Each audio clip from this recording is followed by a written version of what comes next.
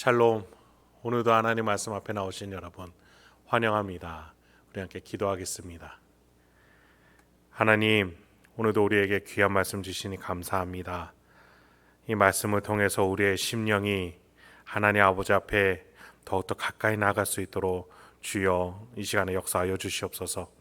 미련하고 죄악으로 가득하며 아직도 여전히 눌려있는 우리의 영혼도 있습니까? 예수 그리스도께서 구원하셨고 하나님의 자녀로 불러주셨다는 사실 다시 한번 깨닫게 해주셔서 하나님 아버지께서 주시는 그 말씀으로 오늘도 힘있게 일어날 수 있도록 주의 이 시간 가운데 역사하여 주시옵소서. 예수님의 이름으로 기도했습니다. 아멘. 오늘 함께 살펴볼 말씀 에스라 2장 55절에서 70절, 에스라 2장 55절에서 70절까지 함께 살펴보도록 하겠습니다. 오늘도 이 시간에도 역사하고 계시는 우리 하나님 아버지를 찬양합니다. 오늘 말씀 속에서 이제 목록을 맞춰보게 될 텐데요. 계속해서 2장에서 사람 또는 민족 또는 지역명들이 계속 나열이 됐어요.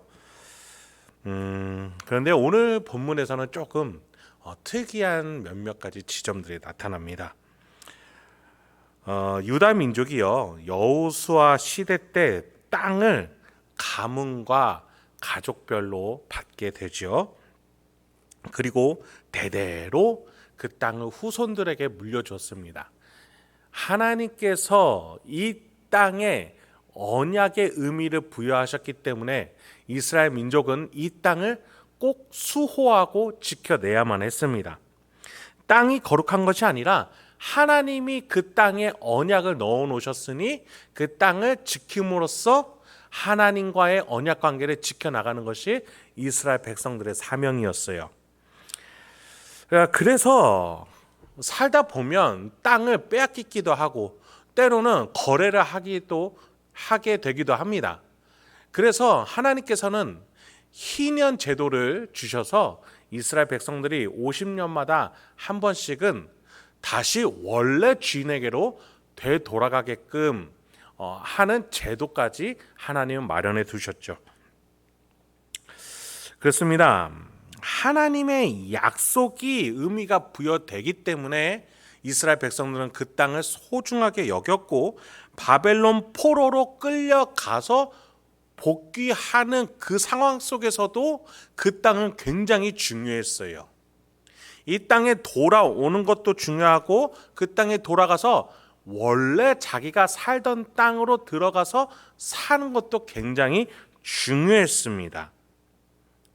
그래서 55절부터 58절에서는 이 중요한 의미 때문에 이런 구절이 나타나기도 합니다. 한번 읽어보겠습니다. 솔로몬의 신하의 자손은 소대 자손과 하소베렛 자손과 부르다 자손과 야알라 자손과 다르곤 자손과 깃들 자손과 스바디아 자손과 하딜 자손과 보게렛 하스바임 자손과 아미 자손이니 모든 느디님 사람과 솔로몬의 신하의 자손이 392명이었더라. 느디님 사람, 그러니까 이스라엘 백성들의 성전 일에 있어서 돕는 종 역할을 했던 이방인이었습니다. 그리고 그 뒤에 솔로몬 신하의 자손, 솔로몬이 성전을 건축할 당시에 돕기 위해서 이스라엘로 이주해왔던 이방인들 종을 말하는 이들입니다. 자, 느디님 사람들이나 솔로몬의 신하의 자손들이라고 불리는 사람들이나 다 이방인으로서 종 역할을 하던 자들이에요. 이들이 혈통적으로 이스라엘 자손은 아닙니다. 그런데 지금 이 목록에서 귀한 자 목록으로 정확하게 기록이 되어 있어요. 여러분, 이 의미가 무엇일까요? 유대 자손이 이스라엘 땅으로 돌아오는 것 중요하고 각자 자신의 가문의 선조가 받은 땅으로 회귀하는 데 있어서도 중요합니다. 이 점에 있어서 느디님 사람과 솔로몬 신하의 자손들은 이방인으로서 허락된 땅이 없었다라는 것을 의미하는 거예요. 여러분, 이것이 어떤 차별이라고 해석되어서는 안 되겠습니다. 하나님이 언약 관계로 맺으신 것은 이스라엘 백성이었어요. 이스라엘 백성들은 그 자리를 지키면서 선을 베풀며 다른 이방인, 다른 종과 노예들에게 선의를 베푸는 게 바로 이 하나님의 은혜의 질서의 원리이지, 이들에게 똑같이 이 언약의 땅을 주는 것은 결코 하나님의 섭리가 아니었습니다. 그래서 오늘 본문 속에서는 유대인과 그렇지 않은 자손을 구분해서 살펴보고 있는 것이죠. 나중에 가서 예수 그리스도 이후에 하나님께서는 이방인 전체를 품을 수 있도록 하나님은 성령 하나님을 보내셨죠. 네, 하나님은 이때만 품으신 것이 아니라 이 구약 시대에는 이스라엘 백성을 통해서 이방인을 품기를 원하셨다라는 것이 하나님의 섭리였습니다. 그런 점에 있어서 가장 먼저 유대인들이 본래 언약 관계로 계약을 맺었던 대로 자신들이 받았던 땅을 다시 갖게 하는 것이 하나님의 첫 번째 섭리의 목적이었던 것이죠. 그런 점에 있어서 유다인들은 하나님이 계속해서 이 언약을 지켜 오셨다라는 사실, 그 성실함의 은혜를 받아야 되는 것이죠. 이스라엘 백성들이 우상을 섬기다가 심판을 받아 포로로 끌려갔어요. 계약이 다 없어지고 파기된 것처럼 보였습니다. 그런데 70년이 지나 바벨론 포로 2세대에게 하나님은 돌아오게 하셨고, 알고 봤더니 하나님이 계속 그 계약을 파기하지 않으시고 붙잡고 계셨다라는 거예요. 심판을 주시는 것은 계약을 파기를 의미하는 것이 아니라 회개하고 돌아오라는 기회였던 것이죠. 여러분, 우리에게도 마찬가지입니다.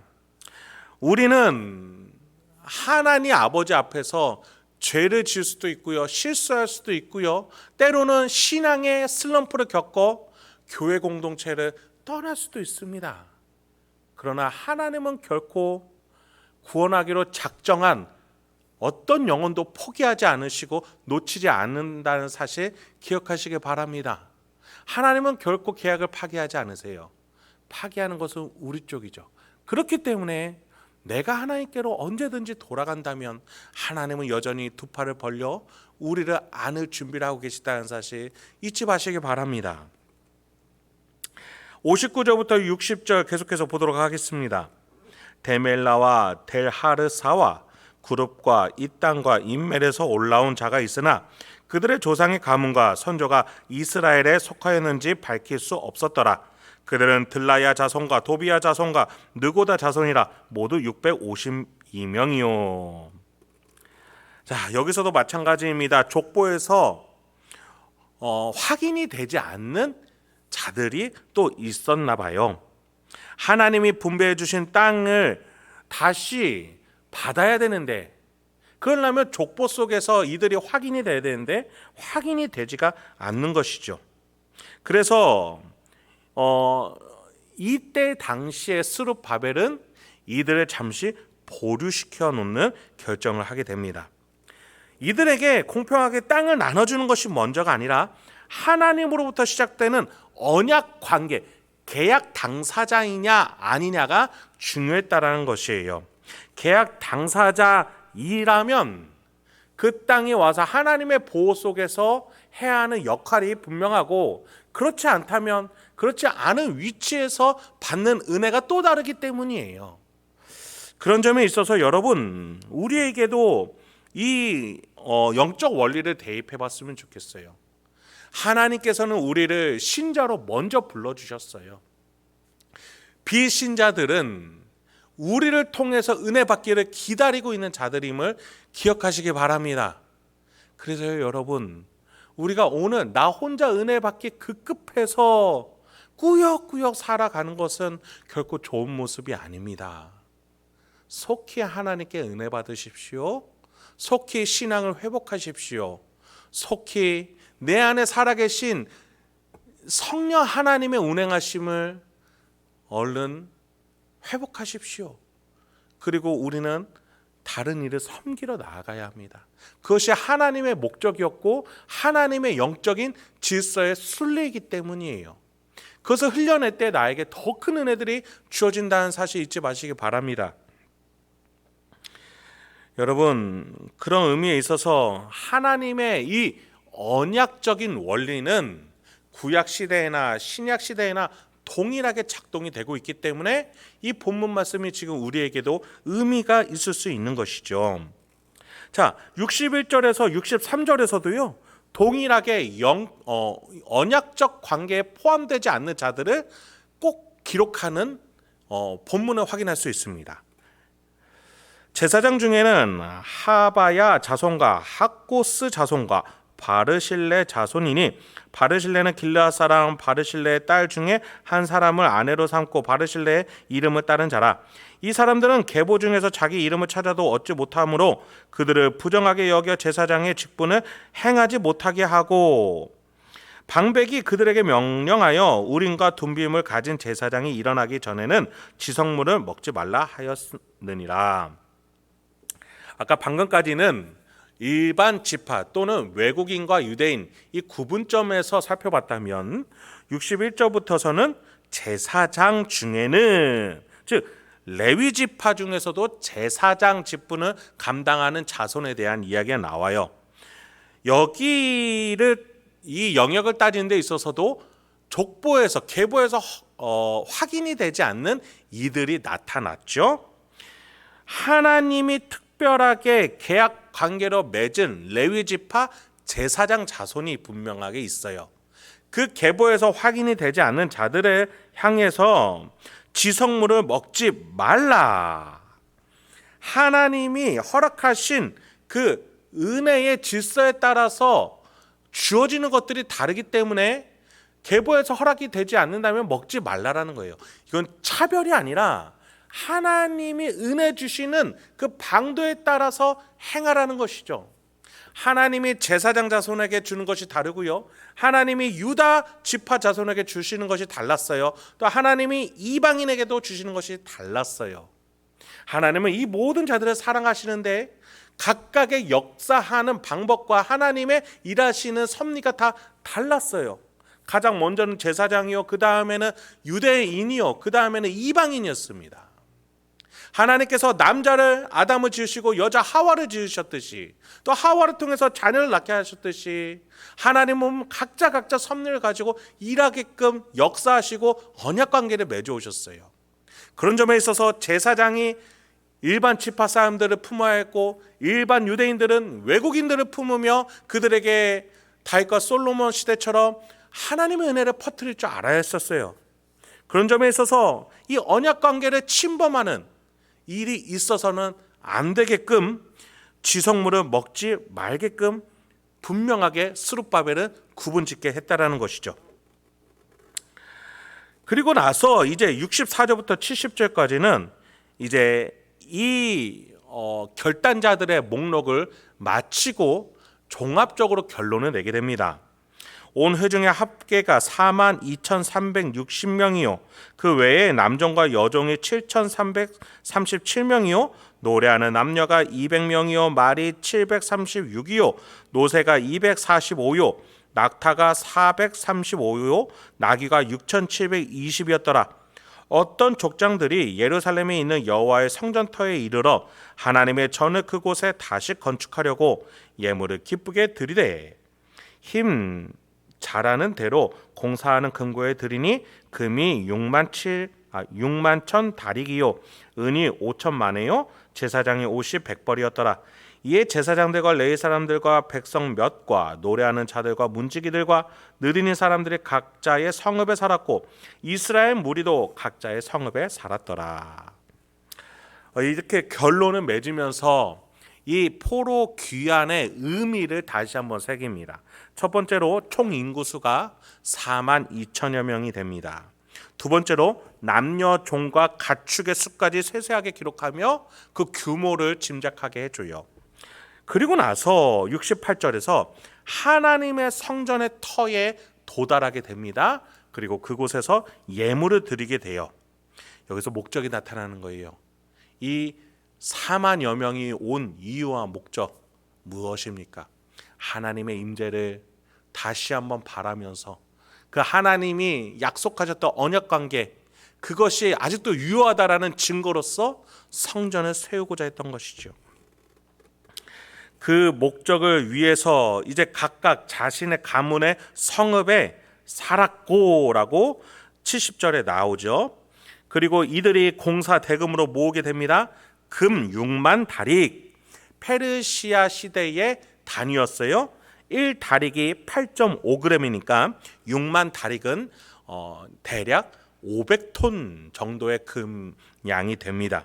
어마어마하죠. 그 밖에도 보석으로 장식된 제사장 옷 100벌, 많은 가축들, 그리고 우리가 잘 아는 바와 같이 고레스 왕이 돌려준 성전 기물까지 더한다면 여러분, 이 귀한 자들 4만여 명, 많은 수 같지만 여기에 어린 아이들, 아녀자들, 그리고 노인들까지 다 더하고 노새 가축들까지 다 함께 보살피면서 고대의 이 먼 거리를 온다라고 했을 땐 이 4만 명이 500톤의 금, 수많은 다른 물건들까지, 성전 기물까지 챙겨오는 이 길은 결코 쉬운 길은 아니었을 겁니다.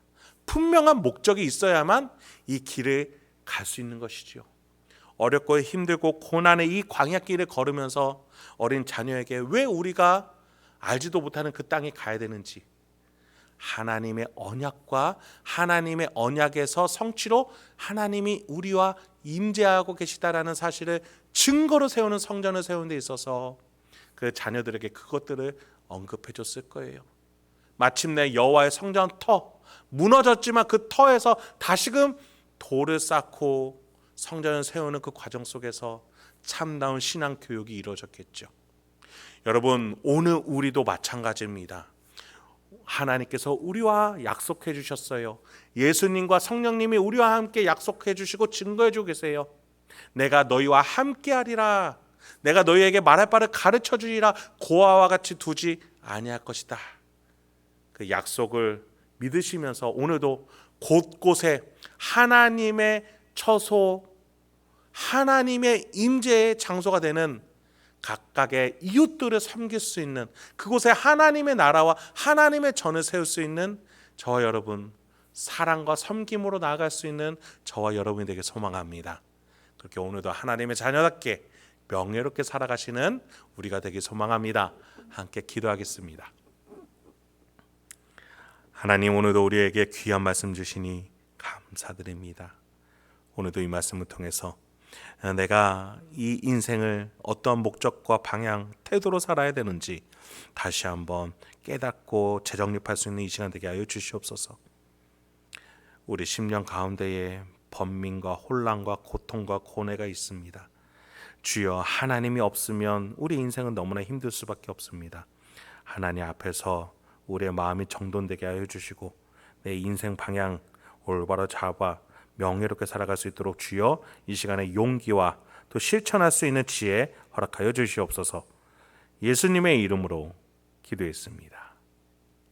아멘.